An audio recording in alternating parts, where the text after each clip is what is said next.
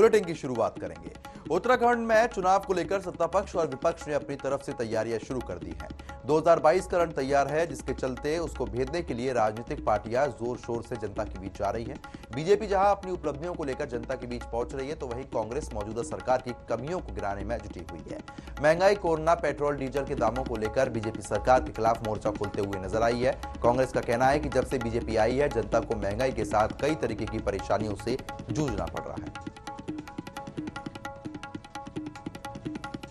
तो ऐसे में जिस तरीके से कांग्रेस लगातार मुखर होती हुई नजर आ रही है, क्योंकि 2022 का जो विधानसभा चुनाव है बेहद ही अहम माना जा रहा है और अब तमाम मुद्दों को लेकर कांग्रेस सड़कों पर उतरी हुई है। चाहे महंगाई हो, पेट्रोल डीजल के दाम हो या फिर बेरोजगारी हो, प्रदर्शन किया जा रहा है। लेकिन बीजेपी की तरफ से साफ तौर पर यह कहा जाता है कि प्रयास किए जा रहे हैं, महंगाई कम करने का प्रयास किया जा रहा है, लेकिन विपक्ष के पास सिर्फ और सिर्फ सड़क पर उतरना ही अब बचा रह गया है, क्योंकि जनता के लिए काम नहीं किया गया, इसलिए सत्ता से बाहर कर दिए गए। तो फिलहाल आरोप प्रत्यारोप की राजनीति भी तेज हो रही है और खास बात यह रही है कि दल बदल की राजनीति भी तेजी के साथ यहां पर देखने को मिल रही है, क्योंकि दल बदल लगातार किए जा रहे हैं। कई ऐसे लोग हैं जो कांग्रेस छोड़कर बीजेपी में ज्वाइन कर चुके हैं और बीजेपी छोड़कर भी कुछ लोगों ने कांग्रेस ज्वाइन करी है। तो आरोप प्रत्यारोप भी हो रहे हैं, दल बदल भी हो रहे हैं, राजनीति अपनी चरम सीमा पर चल रही है। 2022 विधानसभा चुनाव बेहद अहम माना जा रहा है। अगर उत्तराखंड के हिस्ट्री की बात करें तो विशेष तौर पर यह कहा जाता है कि 5 साल कांग्रेस, 5 साल बीजेपी राज करती है। लेकिन ऐसे में कांग्रेस से जब यह सवाल पूछा गया तो कांग्रेस प्रतिनिधियों का साफ तौर पर कहना है कि आने वाले 10 साल तक भी कांग्रेस ही राज करेगी, क्योंकि बीजेपी के राज में सिर्फ और सिर्फ महंगाई से जनता त्रस्त हो चुकी है।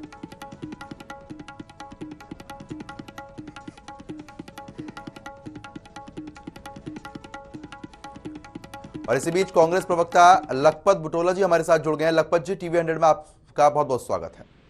जी नमस्कार। लखपत जी, जिस तरीके से आरोप प्रत्यारोप की राजनीति अब बहुत तेज हो चुकी है, क्योंकि 2022 का विधानसभा चुनाव नजदीक आ गया है, आप लोगों की तैयारी अभी कैसी चल रही है?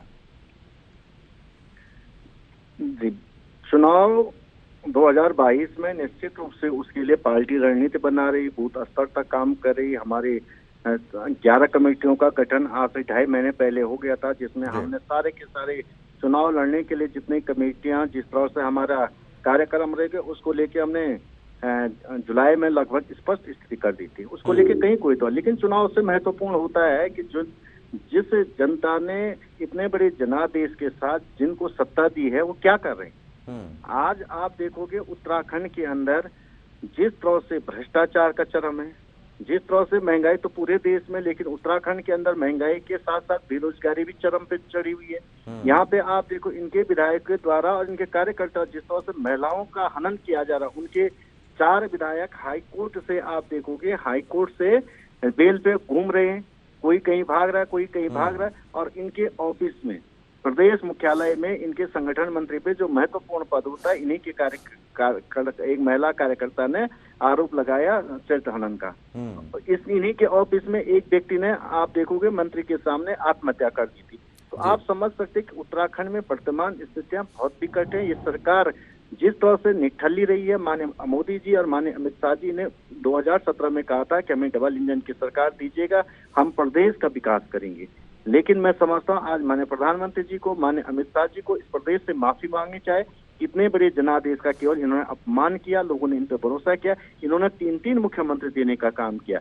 2 निठल्ले मुख्यमंत्री पहले दिए, हम पहले से कह रहे थे कि किसी काम के नहीं मुख्यमंत्री, और वर्तमान मुख्यमंत्री और निठल्ला दिया, केवल और केवल खनन माफिया मुख्यमंत्री, खनन लवर है मुख्यमंत्री। लेकिन लखपत जी, ठीक है, आपका कहना भी अपनी जगह ठीक है, विपक्ष है, आप लोग आरोप लगाएंगे, लेकिन अगर बीजेपी की बात की जाए या पुष्कर सिंह धामी जो मुख्यमंत्री उनकी बात की जाए, तो वो तो हमेशा ये कहते हुए नजर आए हैं कि जनहित के लिए लगातार कार्य किया जा रहा है। आपदा जो अभी उत्तराखंड में आई हुई है उसको लेकर भी मुआवजा दिया गया है, लोगों के लिए लगातार काम हो रहा है, उत्तराखंड वासी काफी खुश है, लेकिन कांग्रेस परेशान हो रही है। आपने बहुत अच्छा सवाल पूछा। मैं पूछना चाह रहा हूँ, माननीय अमित शाह जी 4 दिन पहले उत्तराखंड की भूमि में आए और हवाई सैर करके गए, घूम के गए। यहाँ पे 80 से ज्यादा लोगों ने अपने जीवन खोया, अपने परिवार खोया, अपना धन और पूरी की पूरी पूंजी खोई, लेकिन 80 पैसा उत्तराखंड को नहीं मिला। माननीय मुख्यमंत्री जी कहते थे कि 7,500 करोड़ का प्रदेश को नुकसान हुआ, हम आंकलन करके केंद्र को देंगे, और हमें लेकिन 1 रुपया मिला। तो आप बताएं। दूसरी बात मैं कह रहा हूँ कि हमारे प्रदेश के मुख्यमंत्री जी को केवल एक चीज आती है, और वो अंग्रेजी के 2 शब्द हैं उनके पास कि हाई पावर कमेटी। अब कोई चीज होती है वो कहते हैं हमने हाई पावर कमेटी बना दी। जब चुनाव के 3 महीने रह चुके हैं और 5 महीने पहले मुख्यमंत्री बना हो और वो सारी चीजों को हाई पावर कमेटी को भेज रहा है, तो आप ये सोचो कि उनके निर्णय लेने की क्षमता कितनी होगी। जो व्यक्ति केवल और केवल कमेटियां बनाने पे, जो तुरंत मौके पे ही इसका निस्तारण न करता हो। आज हर किसी कोई समस्या आप लेके चले जाए, आप मीडिया के समस्या लेके चले जाए, वो कह देंगे हमने हाई पावर कमेटी में गठित कर रहे हो और इसमें फैसला आएगा। आप ये जानते हैं आपकी कमेटियों का निर्णय और समय कितना लगता है, ये सारी चीजें छुपी हुई नहीं। लेकिन ये है कि डबल इंजन की सरकार ने किया क्या, ये राजनीति नहीं, आरोप प्रत्यारोप नहीं। माननीय मुख्यमंत्री जी कह दें कि उत्तराखंड को 70,000 करोड़ के कर्जे में क्यों डुबाया गया। डबल इंजन की सरकार थी तो 70,000 करोड़ का कर्जा क्यों मेरे प्रदेश में होना चाहिए। आप देखोगे कि नर्सिंग भर्ती 2600 पदों को इन्होंने 4 बार भर्तियां निकाल दी और 12 घंटे और 18 घंटे पोस्टपोन कर देता। कोई दिल्ली से आता, कोई बम्बई से आते लड़कियां लड़के हमारे, लेकिन वो भर्ती नहीं। फॉरेस्ट गार्ड के अंदर आप देखोगे जिस तरह से एक बच्चे ने आत्महत्या करके कहा माँ अगला जन्म लूंगा, मैं फॉरेस्ट गार्ड में भर्ती होऊंगा, ये घटनाएं कुछ छुपी हुई बात नहीं। आपने देखा कुंभ के अंदर, आप देखोगे हिंदुस्तान के इतिहास का सबसे बड़ा RT-PCR घोटाला हो गया।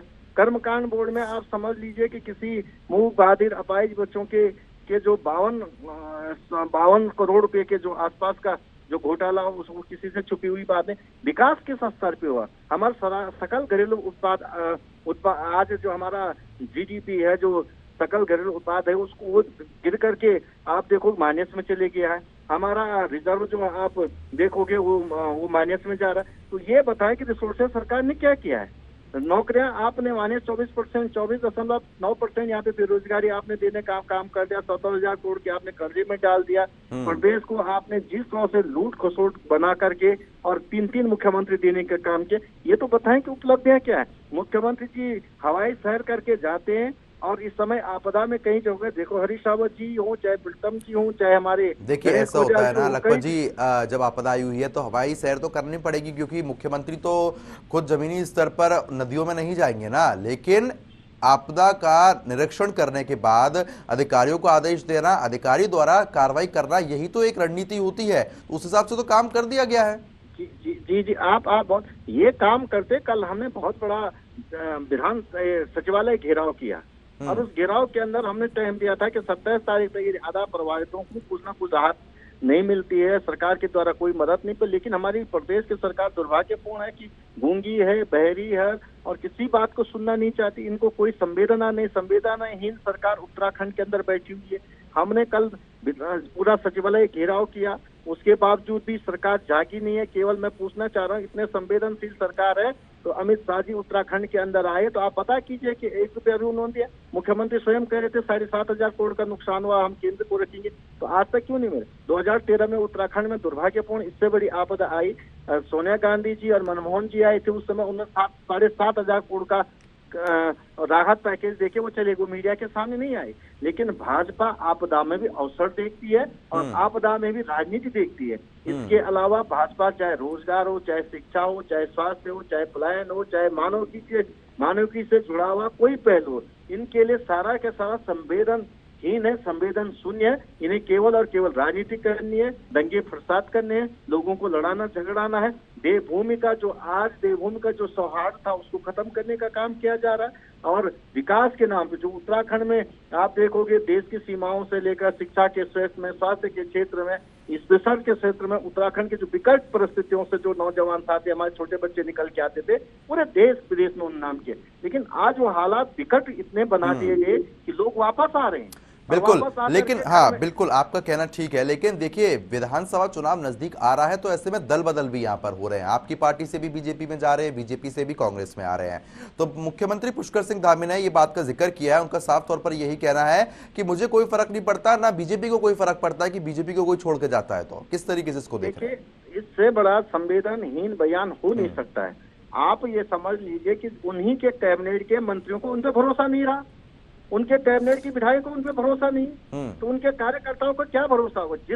जिस मुखिया पे उस मुखिया के कैबिनेट का भरोसा नहीं है और उसके कैबिनेट के मंत्री कहते हैं कि ये निराशा काल सबसे निराशाजनक कार्यकाल रहा मेरा, कोई कहता है कि सोया हुआ मुख्यमंत्री, इस पे भरोसा नहीं, तो आप समझ सकते हैं कि जनता की बात छोड़ दीजिए। उन्होंने ये पूछना चाहे, जब उन्हें पता है कि मेरे मंत्री उनसे संतुष्ट नहीं है तो उत्तराखंड की जनता कैसे संतुष्ट होगी? किसी सरकार, कोई सरकार इतना संवेदनहीन बयान दे दे, अब जाएगा क्यों आदमी? क्योंकि लोगों को पता है कि आज कांग्रेस 2022 में प्रचंड बहुमत के साथ उत्तराखंड में जनता की सेवा के लिए आएगी। लोग जानते हैं कि लोकतांत्रिक प्रक्रियाओं से कांग्रेस एक मजबूती से खड़ी रहती है, लोगों की समस्या सुनती है और विधायक जो है जनता के प्रति जवाबदेह होते। लेकिन अगर आप समस्या सुन रहे थे लखपत जी, आप जनता के साथ डटकर खड़े हुए थे, परेशानी में साथ दिया गया था, तो सत्ता से बाहर होना क्यों पड़ा आप लोगों को? ये बात भी तो आप बताएं। जी जी जी जी, निश्चित रूप आपका अच्छा सवाल। लेकिन क्या हुआ 2017 में?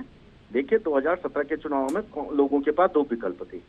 एक हरीश रावत जी का था कि उन्होंने कहा उत्तराखंड की बात की, उन्होंने कहा यहाँ के रहन सहन, खान पान, कला, भाषा, बोली, संस्कृति से लेकर यहाँ के कूदा, झंगुरा, मंडवा, भीमल, तीमल, सेमल से लेकर घाट गंधेरे की जो उन्होंने उत्तराखंड की एक परिकल्पना की थी, जिसमें हम बहुत सफल रहे। स्थानीय उत्पादों को हम राष्ट्रपति भवन से लेकर विदेशों तक ले जाने का काम किया, हम उन पे एमएसपी देने का काम किया। लेकिन दूसरी तरफ जुमलू की सरकार है, उन्होंने कहा कि तुम हमें डबल इंजन देंगे तो हम सबको रोजगार देंगे, सबकी स्थितियां दुगनी बना देंगे। देखो, एक झूठ का नैरेटिव के साथ लोगों ने उस समय रुझान दिया। कांग्रेस का वोट बैंक कम नहीं हुआ था, लेकिन एक जो सिंह था वो सिंह ज्यादा वो जुमलों की तरफ चले गए। लेकिन जुमले बहुत दिन नहीं चलते हैं, मैं आपसे कह सकता हूँ काट की हांडी बहुत दिन नहीं चढ़ती है। और आज मैं आपसे कह सकता हूँ उत्तराखंड की जनता देख रही कि डीजल पेट्रोल क्या है। क्रूड ऑयल जब $18 पर बैरल, कांग्रेस 2014 में जब 74 और 62 पे डीजल पेट्रोल था, क्रूड ऑयल $156 पर बैरल गए, $122 से नीचे नहीं आया था क्रूड ऑयल। लेकिन मोदी जी के बनने के बाद $56 भी आए और कोरोना काल में $18 पर बैरल क्रूड ऑयल है। उसके बावजूद भी ₹100 पार डीजल पेट्रोल कर गया। तो आप समझ सकते हैं कि 79% एक्साइज ड्यूटी क्रूड ऑयल के अंदर सरकार लगा रही है। तो आप समझ लीजिए कि केवल और केवल क्रूड ऑयल सरकार अपने संसाधन बढ़ाती तो निश्चित रूप से रेवेन्यू बढ़ता है। लेकिन क्योंकि सबसे अच्छा माध्यम है, जनता पे आज इतनी मार उसकी पड़ रही है कि आज आप खाने वाला तेल, सरसों का तेल आप देखिए, आप खुद ही आप भी परिवार में खरीदते होंगे, आपके लोग 60 रुपया जो सरसों का तेल जाता था वो ₹250 पार हो गए। आज आप तेल की स्थिति देख लीजिए, आप बेरोजगारी के तो चरम, तो आप जानते हैं कि बेरोजगारी के अंदर एक बड़ा मुद्दा बना हुआ है। चलिए ठीक है लखपत जी, बहुत बहुत शुक्रिया हमारे साथ जुड़ने के लिए, तमाम मुद्दों पर बातचीत करने के लिए। तो फिलहाल कांग्रेस प्रवक्ता लखपत जी हमारे साथ जुड़े होते हैं। इनका साफ तौर पर कहना है कि 2022 विधानसभा चुनाव में जनता जो चाहती है वो कांग्रेस को चाहती है और आने वाले समय में परिवर्तन जरूर होगा।